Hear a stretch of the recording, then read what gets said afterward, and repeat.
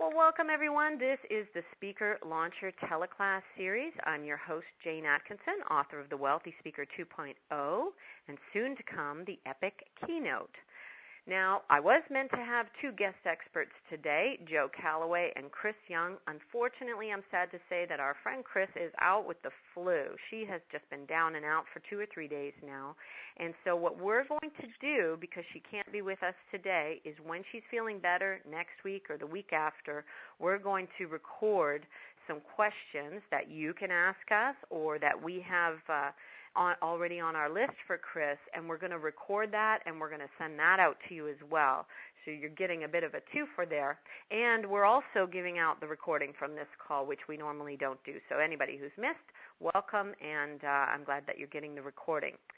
Joe Calloway is the author of Becoming a Category of One, among many other books, and speaker extraordinary. Many of you know who he is. He's on the line with me. Say hello, Joe. Hey, everybody. Glad to be with you today. Now, our topic today, Joe, is catapulting your fees. This is part 2, and part 1 was available to you in the emails that we were sending out. That's at wealthyspeakeryou.com/getpaidmore. We'll likely be sending out that link again in another email after the fact when we have this recording done. Now, we're going to talk a little bit about our exciting Masters Platinum program that Chris and Joe and I are launching in Las Vegas next month. But as I said in the promo, this is not a giant pitch for that. I know we've all been on those calls before where it's all just about, come to our thing, come to our thing. That's not at all our intention. And if you sit in that, then just stay on the line, and we will definitely let you know more at the end of the call. And then those folks who have to dash and aren't interested, they can hop off. Now, if you'd like to ask a question right now while we have you all on mute, you can email me, jane@speakerlauncher.com, but just know we will open up for questions in a little bit. So let's get to it. Joe, let's start with a short synopsis of your journey in the professional speaking career. Okay. Chris has certainly been with you this, quite some long time. She's booked you on many, many different occasions. She's certainly been more integral in getting your career to where it is than I have been. Talk about some of the more interesting things that have happened to you along the way. Okay, let me make this history part of it pretty quick so we can get to questions that you've already gotten from people. But in a nutshell, I started off doing not speaking but doing training, and it was customized training workshops and I was the classic. Somebody would call and say, "Well, what do you do training on?" And I'd say, "Well, what do you want?" I'd go research, read some books and stuff on just about anything. Jane, I did programs on goal setting, on sales, on time management. I was all over the map. And then people started, I wasn't intentional about getting into the speaking part of the business, but I started getting invited. People would bring me into their company to do a workshop, and then they'd say, "Listen, I'm a member of this professional association. Could you come speak to that group?" And so I started doing speaking, and I had to learn the difference between speaking and training because I didn't know how to give a speech. I was basically doing a 45-minute training session in a keynote slot, and it was kind of goofy, but I managed to survive through that and get to where I was actually doing speeches. And for the first few years, it was pretty typical, motivational, geared towards business. But I was a motivational speaker, even though I never claimed that title. I never liked it, but even though I said I wasn't, that's what I was doing. But I've always been targeting business audiences. Then I went into customer service. That evolved into branding. Now what I do, I think the best way to describe it is it's a benchmarking program. In a nutshell, what I do is I study the marketplace. I look at what is it that really successful companies, large, small, manufacturing, IT, sales, doesn't matter. What is it that really successful companies and top performers do that they all have in common that any of us can do, including people in our business, but that anybody can do if they just choose to do it? The two big breaks that I got, Jane, one was, 25 years ago. AT&T was going to have a regional conference, and they needed a lunch keynote speaker. And somebody in the local AT&T commercial office had heard me speak, suggested me to that regional meeting. They booked me. They loved it. I did the rest of the southeastern U.S. regional meetings. The VP for the southeast was transferred to the northeast. He brought me up there. I did all the northeast regional meetings. Then, boom, I'm working for AT&T all over the country. The lesson that taught me was, so you get jobs from doing a good job. And that's been my bedrock foundational philosophy of business ever since. The other big break, which I created, was my first book, Becoming a Category of One, which was a really, really good book. Now, I don't want everybody to think I'm bragging. I've had 5 books published. 2 of them, I think, were really good books. 3 of them were pretty good. They were okay. But 2 of them were really good.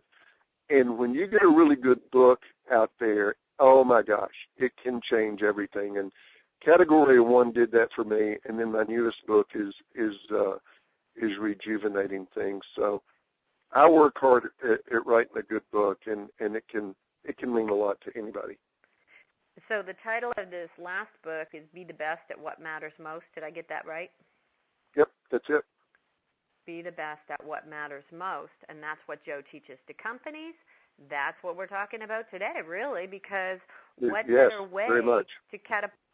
I mean, if you want to catapult your fees, being the best is definitely number one on the list. Let's talk about, in terms of being the one person that they call on. When you've written the book on the subject and you're known for one thing, you know, that really does narrow the field of their choices, don't you think? I mean, you know, sometimes you might be up with somebody else for the job, but really a lot of the noise in the market has potentially gone away when you are the expert on that topic. Don't you agree? Well, I mean, it just stands to reason that if somebody's talking to a friend and saying, listen, we're having a meeting and we really need somebody on fill in the blank, diversity, how to put together a great team, marketing, sales, I don't know, whatever it is. And then the other person says, oh, well, if you need somebody on sales, I'll tell you who you need to get. Jeffrey Gittimer's the guy on sales. Or customer service, oh, well, Lisa Ford. If you want somebody on customer service, it's Lisa Ford. Or leadership, oh, my gosh, if you want leadership, well, that's Mark Sanborn. And here's the thing.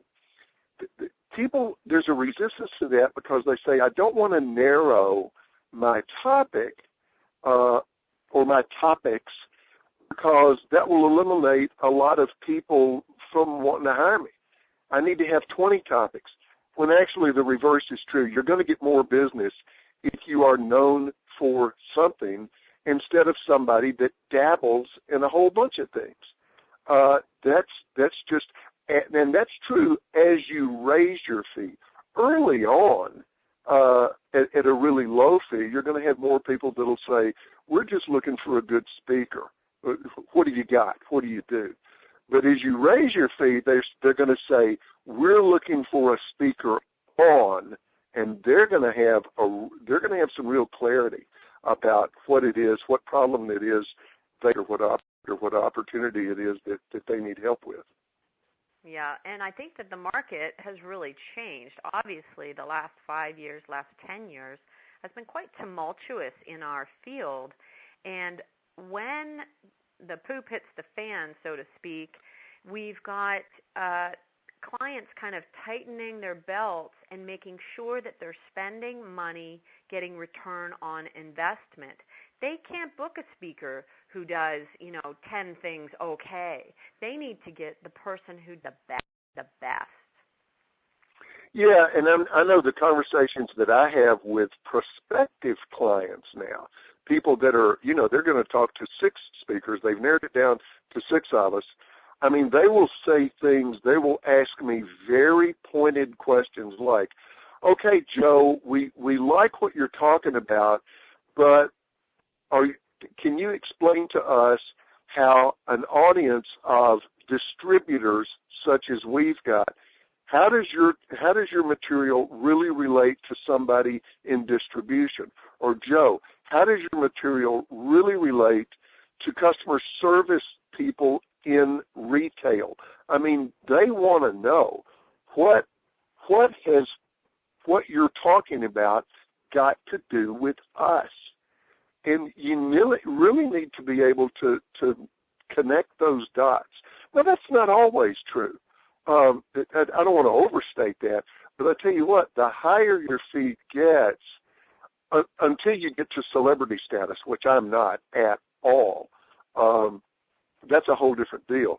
But as your fee goes up, the clients they get tougher and more demanding with the questions in terms of the specific value you can bring. Definitely.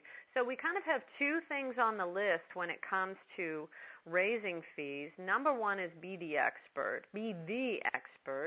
Write the books on the topic. You've talked about how becoming a category of one, your first book, really was a game changer for your own career. And then number two, provide current, relevant value. And we're going to talk a little bit about content.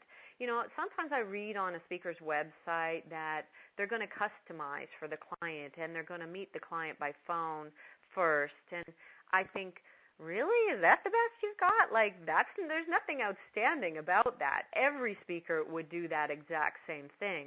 So I'd really like to see people wiping off anything that isn't extraordinary off of their, you know, kind of value statement there. What do you think about, Talk to us a little bit about what you do when you're first getting involved with a client. And we've talked about you jumping on a plane and things like that before. One of the things that I say to a prospect is I say, look, it's extremely, and by the way, I don't want anybody on the call to construe anything that I say as me saying, you should do it the way I do it. I want to be really clear. I'm going to talk about the way I do it, and then we can also talk about other approaches. One of the greatest things about this business is there are a lot of ways to do it, and a bunch of them can work. So don't think I'm telling you to do your business the way I do mine. But let me tell you what works for me in terms of your question, Jane. When I'm talking to a prospective client, I'll say, look, it's extremely important for me to understand the context of your event. Obviously, I need to understand your industry. And by the way, I've been doing this for 30 years. You can't throw me an industry that I don't already understand, because I read about business every single day. I've already today read the Wall Street Journal, the business section of the New York Times, the business section of USA Today. That's my job, because I'm a business speaker. So I stay up. I mean, I read Forbes, I read Bloomberg Business, all that stuff. It's my job, because my audiences are business audiences. If I were a specialist in healthcare, oh my gosh, I'd be reading about healthcare every single day, because my job is to be an expert in it. But I tell the client, look, I'm going to understand your industry. Certainly I will, and if I've got them on the phone to a great extent, I already understand and know their company, because I've done research before that initial call. But then I'm going to say, I want to understand what in the audience tick. I also want to know what the executives and the speakers that come before me are going to be saying. I want your CEO's script, if I can get it, that she's going to be using. I want to know what the speakers after me are going to be talking about. Maybe I can set those up a little bit for you. And then the way I really, this really helps me close a lot of business, is for me to say, well, I'll give you a recent example. I'll give you a couple of recent examples. I did some work recently for a regional, they're in about 20 states, commercial tire business. They sell tires to FedEx Freight, to UPS, to companies that have fleets of trucks. And I said, look, I see that you guys have got a store in West Memphis, Arkansas. Now, that's about 4 hours from me. Could you set it up that I drive down next Wednesday or Thursday and visit with some of the folks down there? Because I just want to get a feel for what your company's like on the ground. Well, almost invariably there's a pause, and they say, wow, would you do that? Well, yeah, I not only would do it, it's what I do.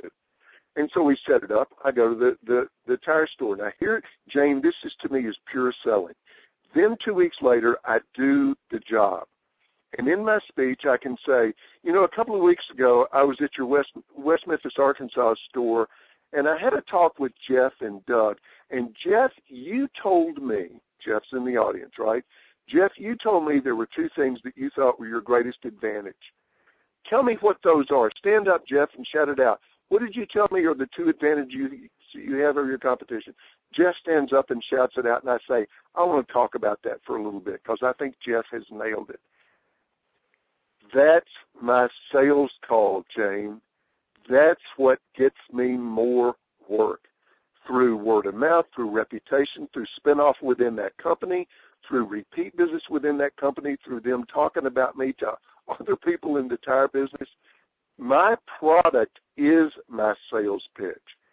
And honestly, I think that has driven my career more than anything else. Now, let me say real quickly, there are some by the way, as far as customization, last week I had a car company say, Joe, will you make your presentation very, very specifically about car sales? And my answer was no. It will be applicable to car sales, but no. I'm not going to do a how to sell cars presentation. That's not what I do. And they said, well, okay, can you tell us what very specific, actionable takeaways our people will get? And my answer was none. I don't talk about tactical stuff.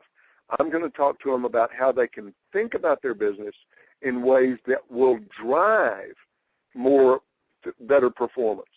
But if you want specific takeaways about selling cars, let me refer you to some other people because that's not what I do. So I don't customize as deeply as other people do. But I customize a whole lot more than some incredibly successful speakers that say, you know what, I will reference what your people do. I'll know the business that they're in. I'll reference the company. But my presentation is 99% set for every audience. And that can work beautifully. It just depends on how you approach it. Gotcha. Now, you say 99% set, but you're integrating all of this great research that you have about them. So I know that that's not what you mean. It's not the same 99% of the time, or it's not. Well, mine's not 99% set. There are some speakers, like Jerry Coffey, who was the former Vietnam prisoner of war. Jerry had his presentation that was word for word 99% the same, and yet he would acknowledge who he was talking to. It was obvious he knew who his audience was. And his presentation, which was about a human experience that everybody could relate to, oh my gosh, it was jaw-droppingly good. And that's what they wanted. It's like, Jerry, we want you to do your thing. Larry Wingate doesn't really customize. Larry knows who he's talking to. He knows who's in the audience. He'll reference that, but he'll tell them, he'll say, look, you're paying me to come do what I do. I'm not going to talk about your business. I'm going to talk about my stuff. But that's why they're hiring him. That's not why they hire me. And so you've got to understand, you've got to have clarity on your lane that you have picked. You've got to have clarity on what it is you do so that you can be clear with the marketplace. Gotcha. And as Joe said before, there really is no one way to do it. For, his business model doesn't involve all kinds of things. Joe, I bet you people beat you up all the time about, oh, you're leaving money on the table with products and membership platforms and things like that. That's just not you. That's not your cup of tea.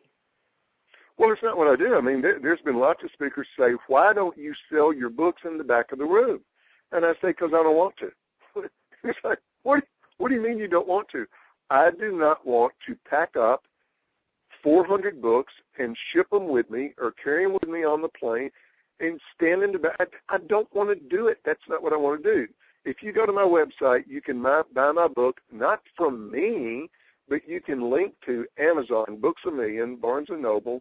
And what I do want to do is sell my books in bulk, in advance.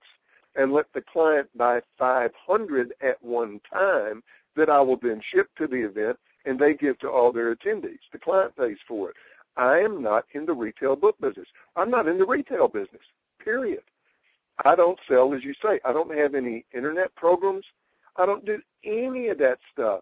And there's some speakers that go crazy. They say, oh, my gosh, I've got to do everything. No, you don't. You can. Now, it's perfectly okay to have a diversified business model in which you have a number of streams of income. That makes all the sense in the world. I'm all for that. And it's funny, I've tried a number of different things. The bulk of my business now is doing keynote speeches. And I've gone away from that. I've come back to it. I've gone away. I've come back. But right now, that's squarely what most of my revenue comes from. And then I take that revenue and invest it in other stuff, and that's how I, accumulate more money for down the road. And I would like to also point out that you have focused on getting your fee from 5 to 10 and 10 to 15 and 15 to 20. That's been your focus, to have more when you actually get out there to speak. And I love the bulk book sale idea. I think that everyone should be planting the seed that we need to put this in the hands of everyone in the audience, and we can have an autograph session afterwards, and they love that. So I think that that's a brilliant way to go. But then on the other hand, we have speakers out there. I have a client who's gone from 0 to a 7-figure career in 3 years, so I know it can be done. Some people have read about Ryan in the Wealthy Speaker 2.0.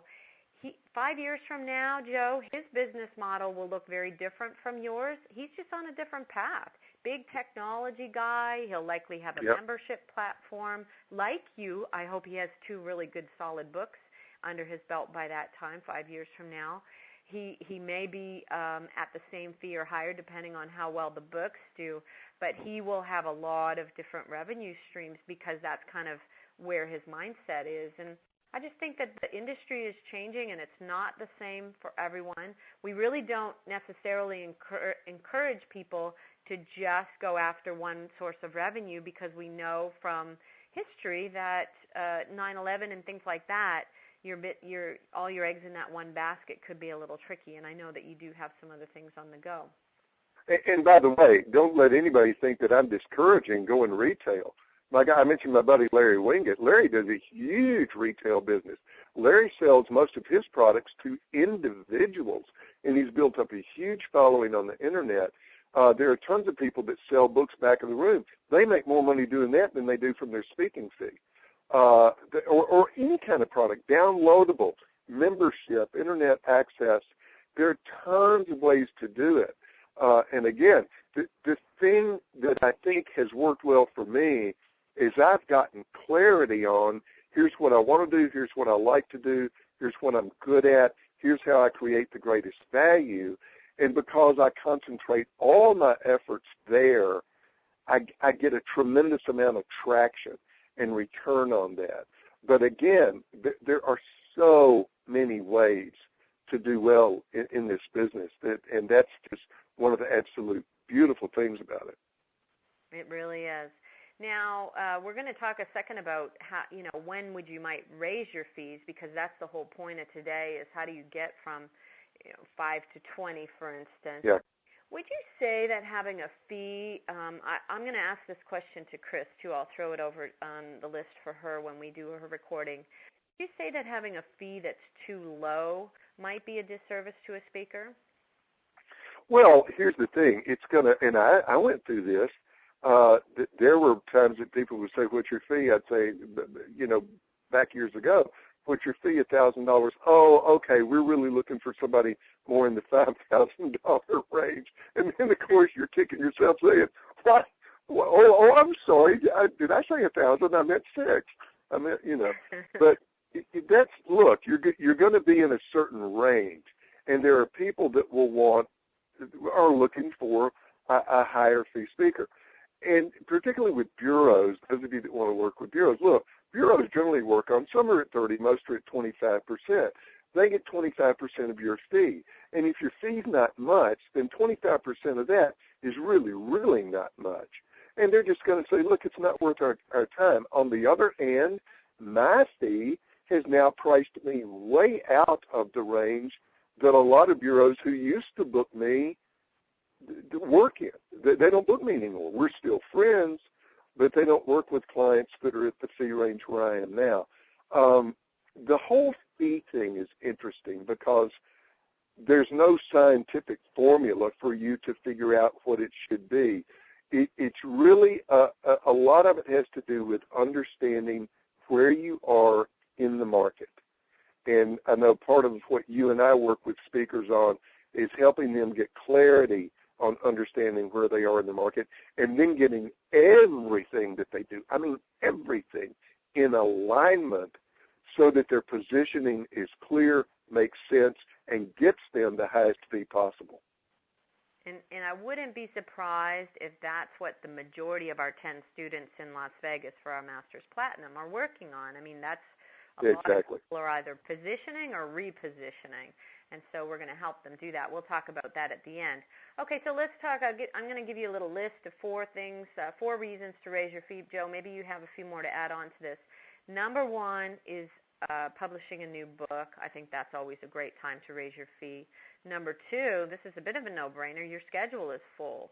You don't want to do any more per month than you're already doing. That's a great time to raise your fee. Number 3, you're constantly, this was one of the things that Ryan came up against, he was constantly sharing the stage with people who we knew were double his cost, sometimes even triple what he was charging. So there's him and this other crazy high-priced speaker. Okay, we've got to look at your fee.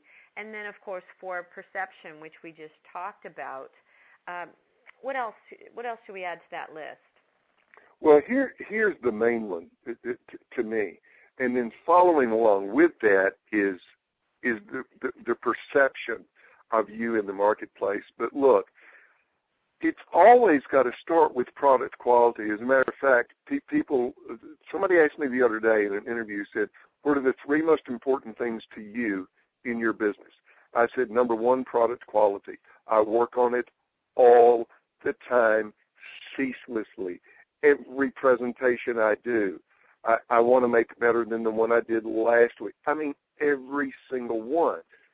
Because the more value I deliver to the clients, the more the word gets out that Calloway's the guy, that you've got to get her. If you're having an event and you're going to be on this topic, you've got to get her, fill in the blank, or you've got to get him. Insert your name here. That comes from product quality. So number 1 to me is product quality. Number 2, this may sound interesting to some people, is response to the client, quick response to the client. If a prospect gets in touch with me and says, Joe, we're interested in having you speak, could you get back to us? Some people say they get back in 24 hours. Really? 24 hours? In the year 2014, you wait 24 hours. If it's 24 minutes, I've waited too long to get back to somebody. So I make people's heads spin because I get back to them so quickly. And in terms of client response, if my competition mails it, I FedEx overnight it. If my competition Skypes with them, I get on a plane and go meet with them face to face. So I out-hustle my competition in terms of client contact. So 1, product quality, 2, response to the client, 3, product quality. I'm telling you, I just can't stress that enough. Maybe you should write a book called Be the Best at What Matters Most, Joe. Well, there you go. There's a thought. Hey, I know that Chris will say that. Well, she told me this in December. By the way, I just want to interject that Joe, this is the client feedback from the corporate setting, because Chris has booked Joe, and I'll ask you in a second how many times, Joe, over the years. She said he's doing the best work of his career right now.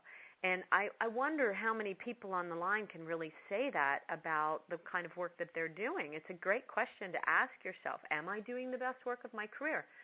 Let's go to how many times you think you and Chris have worked together partnering up on corporate engagements. A couple of hundred, maybe. Yeah, a couple maybe. of hundred. Yeah, I mean a lot. Chris and I go back 20 years. And if that, even at just 10 a year, which she's booked me more than 10 a year over the last 20 years. So we've done a lot. Let me tell you something that people should. I want to go back to what you said about doing your best work. Here's something to be cautious about. If you catch yourself saying, look, it's not my presentation. My presentation's great. That's not my problem. I just can't get enough business. Whoa. Wait a minute. Hold on. You might be right. It could be that your presentation is killer and that everything else is out of whack, your marketing, your positioning, your website. But for 90% of us, I'm including me in this, if I'm not getting enough work, I need to go back to my product. Because if your product is knocking the socks off people, gang, that word gets around. Here's the thing. Your next best opportunity to sell what you do and position yourself to raise your fee is your next speech. That is your greatest opportunity to raise your fee. To have the meeting planner going away saying, wow, that was worth more than we paid for it, because that word gets around. This is a word-of-mouth business. And now with the Internet and the way people in the meetings industry are connected with each other in chat rooms and association, it's the power of word-of-mouth times 1,000,000,000. So what you do on stage, that's the starting point. Don't get me wrong. Everything else is important. You got to have your marketing, your selling, all that in line. But it starts with product quality. And you know what? 10 minutes into your speech, somebody could be tweeting something negative, and that creates a whole steamroll effect. So that's why you've got to be good, and you've got to be good right from the get-go. Now, Marion asked a question, Joe, on Facebook when we were having a little chit-chat before this event. What can we do to hedge your bets for getting beat up on your fees? And so this is, I think, a lot of the things that we've been talking about already will go towards that. And anyone who kind of faces this problem, please email me and ask me for an article called The Fee Factor, something I wrote for Speaker Magazine a few years ago, and it's a really good article. If you feel like you are negotiating your fees too often, send me that email. But let's just write a few things on the list. Pick a lane. We've already talked about that. Not picking a lane is often a fear-based decision, and my philosophy is that most decisions based in fear are wrong. They're just not taking you in the right direction. So think about, how can I narrow and what do I want to be known for 5 years from now? Number 2, be the expert. Be your own category of one. We've talked about that early as well. Number 3 is kind of an internal dialogue. And that is where you're not letting the gremlin, the little green guy on your shoulder, drive the bus. You're really saying in your head, damn, I can't believe I'm this cheap. I really want you to be in a totally different place other than, oh, I know they're never going to pay me for that, or they don't have the money, or whatever it might be. Don't imagine you know what's going on. Set the green gremlin aside. And then, there might be some reasons to negotiate fees. Maybe it's a short turnaround. Maybe it's next week in your backyard and you want to do it. Maybe it's multiple engagements. Maybe there's tons of product sales, whatever. I'm sure every once in a while there's a reason for you, Joe, to negotiate your fee. A company hired me a couple of months ago. It's coming up this fall. I'm doing 27 engagements for them in 27 cities. And I'm doing that at 10% below my normal fee. Wow. I will do that all day long. So do I negotiate my fee? Yeah. You want to hire me to do 27 cities? You bet. Let's talk. But it was only 10%. And so, now, if it's local, yes. If it's a repeat client that I really, really love working with, yes. And by the way, I'm very clear with the bureaus, because if you want to work with bureaus, you can't be all over the map with your fee. The bureaus know, for example, that they can bring me an offer for a job in Nashville because they know I would rather stay at home than get on airplanes. But everybody knows that. It's very transparent and very above board. So again, if you're going to work with bureaus, you can't be undercutting them. But you know that it's funny. I've seen a lot of people posting on Facebook and on the NSA, for example, the group on Facebook. People get all upset. They say, all these associations are wanting me to speak for free. What do I do about that? I'm missing something because I don't understand the problem. What you do about that is you very politely say, thank you for asking me, but I charge a fee for my presentation. I really don't do free presentations. And that's it. I simply don't understand why everybody's upset. If somebody says, Joe, will you come speak for free? I say, no, here's my fee. I understand your budget limitations, and I work for more than that. And good luck, and thank you for considering me. I appreciate your interest very much. I'm missing something because I don't get what the problem is. You say no, and then you go after the people that pay. And Jane, in certain fee levels, I know in mine right now, and I think across the board generally, the speaking business is darn near booming right now. It really is. There's a lot of activity. There's tons of people that are willing to pay speakers, and if somebody calls and says, Joe, do you work for free? I say no, and there's no problem with you simply move on. Okay, good. And, another thing for the list might be, so just say no needs to go on that list. Sweeten the pot. Maybe you can add more value rather than negotiating your fee. Maybe there's something extra you can do, or I'll do a keynote and I'll do a breakout. Since I'm already there for the same fee as my keynote, I'll be happy to do a breakout. I'll do a keynote and I'll send you 3 articles that you can use in your new internal newsletter follow-up. I'll be happy to do a webinar with you after the event, before the event. I mean, there's all sorts of stuff that you can do and stick to your fee, and as you just said, add value. Listen, I had a car company 3 days ago who said, okay, we're interested in you. What's your fee? I told him, and he said, Joe, I'm a car guy. I hate to pay sticker for anything, so tell me what you can do for me. I said, I totally get it about not wanting to pay sticker, but you know what? If the dealer's selling a lot of cars, they can hold the sticker. Luckily, I'm selling a lot of cars. Nice. And he paused, and he laughed and said, okay, send me the paperwork. Ah, that's fantastic. I love that. And, sometimes you just need to be quiet. Stop talking yourself out of your fee. Say your fee, yeah, and then be quiet. That's the oldest sales technique in the West. And a lot of people, I don't think, do it. They'll kind of, well, my fee is, or there's a lot of after. Hey, by the way, can I go back to something you said, which was be the expert? And one of the big tiebreakers for me is I say, look, why don't we stop right here? Let me send you a copy of my newest book. Or you 5 people on your committee, let me send you 5 copies. They get the book, and I can literally say this. Most of the time, meaning over 50% of the time, after I do that, I get the job. Now, if you don't have a book, then you can say, you know what, let me send you an article that I wrote about this topic. The trick is, when they read the article, they've got to go, okay, she's the one. Yes, she's the one. Or if you're a humorist, hey, let me send you a complete video. Let me Dropbox you a video of a presentation I did a month ago. Take a look at that, and I think that'll help you with your decision. And 15 minutes into the video, they put it on pause and say, that's it. He's the one. That's who we need. And so, again, it goes back to being the expert in humor and in making people laugh, in delivering business knowledge, whatever it may be. Your product will get you your fee. It will get you the job. The trick is it's just got to justify it. It's got to be that good. Nice. Now, listen, we're going to take questions here in a second. And, I do find that people are a little shy using this mode. So I want to really encourage people to not be shy.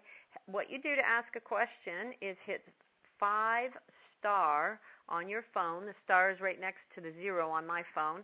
5 star, and that's going to let me know that you'd like to ask a question. I'm going to unmute you, and then you can ask your question with Joe. So please be thinking of what it is that you've wanted to know as a follow-up to what we're talking about today. Now, anything for Chris, we're going to actually be taking in some questions. Maybe when we send out our follow-up email to you with this recording, we'll ask you for questions for the next class with Chris. Alexandra had asked us a question about piercing the corporate veil, and I think that's going to be a great question for Chris, so we'll put that on the list. But while we're asking for people to hit, or while we're waiting for people, Joe, to ask their questions, how about you answer the question of, you've had really, really solid bureau relationships, and I know you still have many. What do you think the reason for that success has been? I mean, I think I get it based on what you're saying you do with your normal clients. Well, you know what, Jay, and you just hit on it right there. The reason that I've done really well with bureaus is the exact same reason that I've done really well in the corporate market. And by the way, my business has changed. I don't do Fortune 500 companies anymore nearly as much as I did smaller companies. My audiences are more regional, smaller associations of mom and pop franchisees. So I'm geared much more to small business now, and my new book is more geared to small business. But here are, I would say, the two main reasons that I've done well with bureaus as well as my business direct clients. Number one is simply consistency of performance, which is, and here's the thing with bureaus, they've got to know that you're going to do a really great job every single time. I mean, that's what they live and die by, is because their reputation is on the line. And if they send out a speaker that it doesn't work, the people aren't going to use that bureau anymore. So you've got to do it every time. And when you get the reputation, and the same thing's true, it's like AT&T. AT&T knew that Calloway would do a really great job every time, so they used me all over the country. So consistency of performance. You've got to be a brand just like Coca-Cola. When somebody pops the top on that Coke can, they know what's in the can. When they pop the top on the Joe can, they're counting on me being good every time. The other thing is being incredibly easy to work with. And even beyond that, being a pleasure to work with. I'm telling you, it's a tiebreaker. It's a differentiator. Oh, by the way, now this is interesting to some people. I never get a standing ovation. I did a million years ago when I was more motivational, had more emotional content. But people say, what do I have to do to get a standing ovation? Well, there's ways to do that. You build in an emotional finish and all that. I never get a standing ovation. It's not what I do. But I get hired to come back, which is my gauge of success. But I really think the consistency thing is the big one. Nice. Now, we've got two questions, one from Mary and one from the 207 area code. I'm coming to you in just 1 second. I just want to finish up that bureau piece with, I see a few people on the line who are out of my bachelor's class, which means they're relatively new to the industry.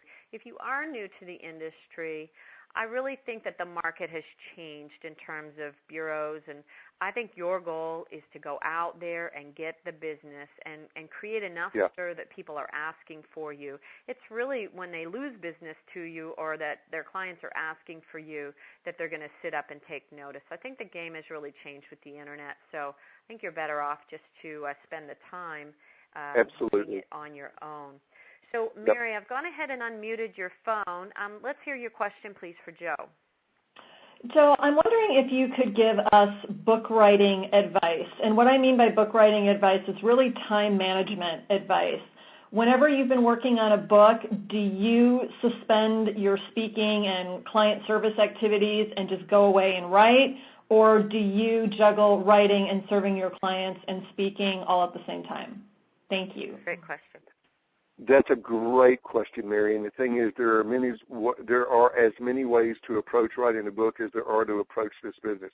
Let me tell you the way I do it, which is a little unorthodox. I get the idea for, okay, what's the core idea behind the book? From that point on, my antenna are out, and I think, okay, for example, my last book, Be the Best at What Matters Most. I had decided that the way you win in business, based on observation, is not so much through wow factors It's from winning on the basics and being incredibly consistent. Once I had that as my premise, then my antennae are out looking for examples of that. As I spot those examples or as ideas occur to me, I put them in one file. I throw them all, Mary, in one great big bucket. Just ideas, sometimes a page, sometimes 5 words. Then I get to a point where I think, okay, I've got to start to organize these ideas. Now, other people do it the exact opposite way. They come up with a very careful outline, and then they start to fill in the outline. And I think that's the way most people do it, is by having the outline first. My publisher knows that when I make my book proposal and I send them an outline, they know that outline is complete fiction, that I've just made some stuff up to give them an outline, and that Calloway's he's gonna write the book. It's interesting. I write the book, Mary, then I organize it into an outline that makes sense. And I do it while I'm doing my normal speaking schedule, but what happens is I'll collect the material, and then all of a sudden I'll think, oh, man, I feel some real writing coming on. And I will then hunker down for 2 or 3 days, and from 6 in the morning till 6 at night, I'll do nothing but organize that material and fill it out and write, and then I'll stop and go out and collect some more material. So I have these mad fits of writing. Other people that I know are very disciplined, and they say, when I start my book, I'm going to write from 6 in the morning till 10 in the morning every single day. There are so many ways to do it. Please get the book, The War of Art, by Stephen Pressfield. If any of you are struggling with kind of getting on with writing your book, please, please, please get The War of Art, not the art of war, The War of Art. Stephen is a writer, and he writes about, it's a very short book. It's the most wonderful, easy read ever, and it's about how we overcome the obstacles that we set in our own way. It is glorious. Please get that book. And I'm going to give you one more, Mary. It's called Bird by Bird. Lamott, I think, is the author's name. I can't remember her name. Annie Lamott. I'm a big fan. I've got the book. Beautiful, beautiful book on writing. And my process, Mary, I'm on book number 4 here right now, is I will carve out the time in the day, and then I will go away. I need to write at Starbucks. So I'm kind of a high-tech writer. I get there with my earphones on at Starbucks, and I have everything on my laptop, so it's all been organized that way. So I think there's all kinds of different ways to do it, but that's really a great question that I'm sure a lot of people will be thinking about. So thanks, Mary. Thank you. I look forward. Oh, sorry, I muted you a little bit quickly there. I apologize. Let's go to the 207 area code caller. Hang on, I'm going to unmute you. Go ahead, 207. Who is this? This is Alex. How are you, Jane? Alex. Yeah, Alexandra. It's Alexandra. Yeah, Alexandra. Hey, Joe. How are you? I'm terrific. Okay. So my question was related back to the question about the pro bono piece, and that, you know, it makes sense to say, you know, this is my fee and this is what I charge, and I'm not going to speak for free. But we've had some inquiries recently from things like conventions bureaus and MPI and some other organizations where the audience is made up of buyers and meeting planners. And while they do not pay the fee, they do pay travel and allow us to get in front of a room full of potential buyers. Is that still a worthwhile strategy? Yes. Let me go ahead, Joe, and add that one to their list of reasons to negotiate. So you're going to have a list, Alex, of reasons why you might negotiate your fee. Perfect audience might be number one. You know, it's a group of MPI or what have you. MDRT is always a big one that people want to get into. And certainly, so you might have multiple engagements as a reason. You might have, you're going to sell just a bucket load of product. You know, we've done things for multi-level marketing places where it's 15,000 people in the audience in a big stadium, and you know we sell product for hours and hours afterwards, $30,000 or $40,000 worth. So that's certainly worth negotiating your $7,500 fee over. So I would have a really clear list of reasons to negotiate our fee. Make sense? Yeah, and that's an absolute good one if you've got potential buyers in the audience.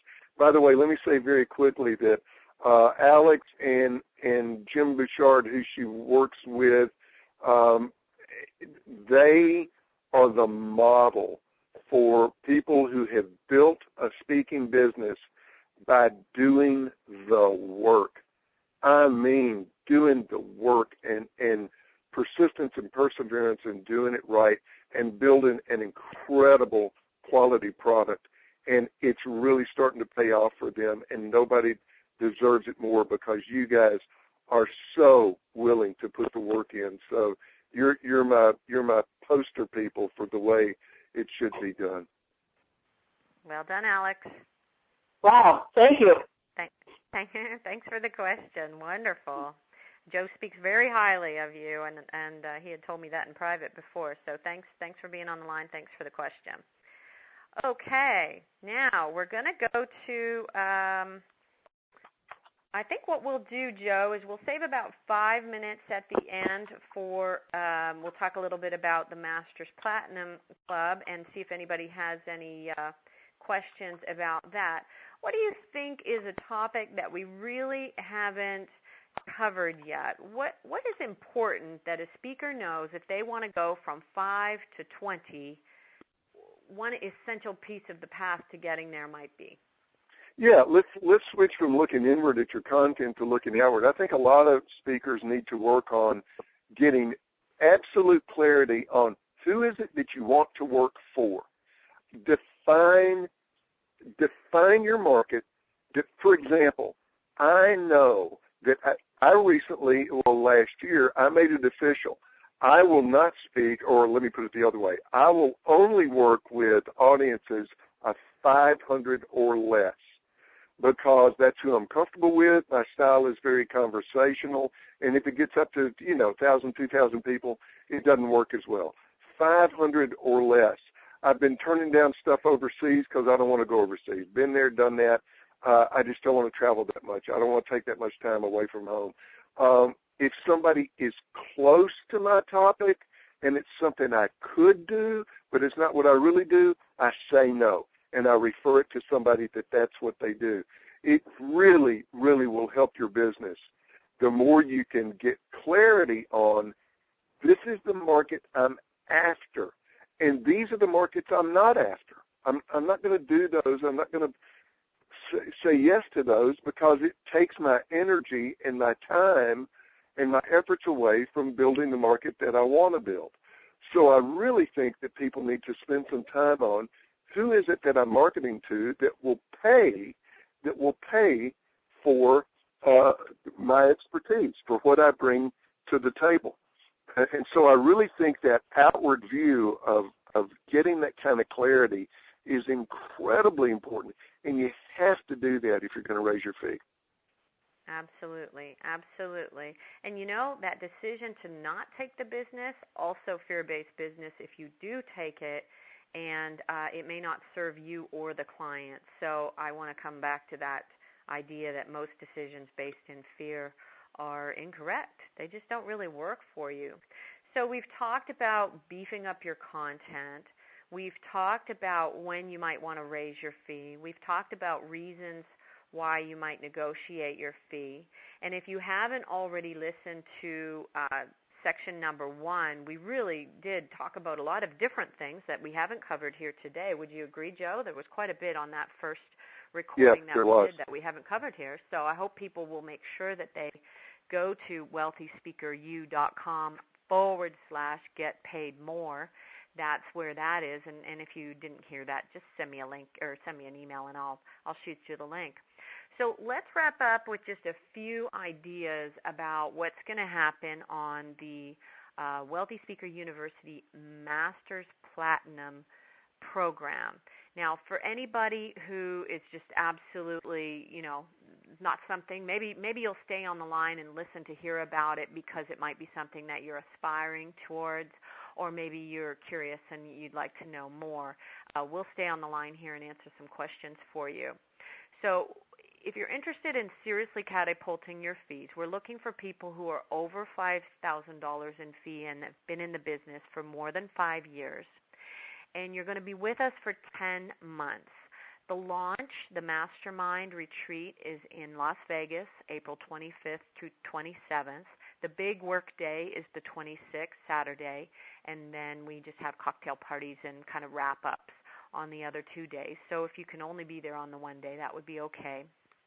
And once we've done that section, which I think will be incredibly helpful, everybody's going to come in and get a hot seat, 30 minutes where they're going to be just talking about themselves and where they want their business to go. A lot of people, I'm sure, will be talking about positioning. Once we've done that, you have another 10 months with us.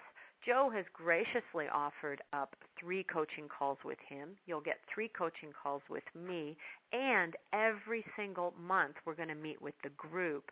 And I just think that the value, I've seen some of the dialogues that are already going on between Joe and some of the people who are already in the program, and I'm thinking, oh my goodness, this is going to pay for itself so quickly for people. So go to wealthyspeakeru.com, and you'll see Joe's smiling face. Click on his mug, and you'll go into the Masters Platinum page, and you'll see all of the value. I mean, we're giving books, and it just goes on and on and on how much value is there. Joe, what do you want to say about the program, and then we'll just open it up and see if anybody would like to ask some questions about it. Yeah, the thing is, and it's interesting, you're right, there's already a couple of people that have signed up for the program that they opted to do some advanced work, take part of their 10 months and do it in advance of the program. And, I mean, we are getting into some game-changing stuff, and it's everything from ramping up their content and how to do that, and a lot on this idea of alignment and getting clarity and really being able to go to the marketplace from this tremendous position of strength so that you've got I think that people are going to, not even coming out, once they get into the program, their confidence level is going to really, really go up because you're just going to feel so grounded and that your foundation is so solid, because what we're going to do is 2 things. We're going to look for, okay, where are you maybe missing a beat that we can help you? But I'm real big on saying, what are your strengths? And let's leverage those to the absolute max. And we're also going to be bringing you, your perspective from the way you've been involved in the business, my perspective as a speaker, and then I keep calling her our secret weapon, Chris Young. She's a buyer. She's been on the bureau and the production company side of the business, hiring speakers for 25 years. And she's just, Jane, you and I are both such fans of Chris. She's so good at helping speakers. So anyway, I think this thing is the bomb. People are going to make a serious move in their career from this. Well, I'm pretty excited about it. I'm going to go ahead and I'm going to unmute the line, and we'll see if anybody has any questions for us. And, okay, so I'm probably going to hear a little bit of static here, but... no more rotary. Sorry, who was that? Go ahead. I think we had one person there who wanted to ask a question. Oh, our line's gone a little bit wonky here. So I'll tell you what, Paul McIntyre, you're on the line still. Did you have a question for us?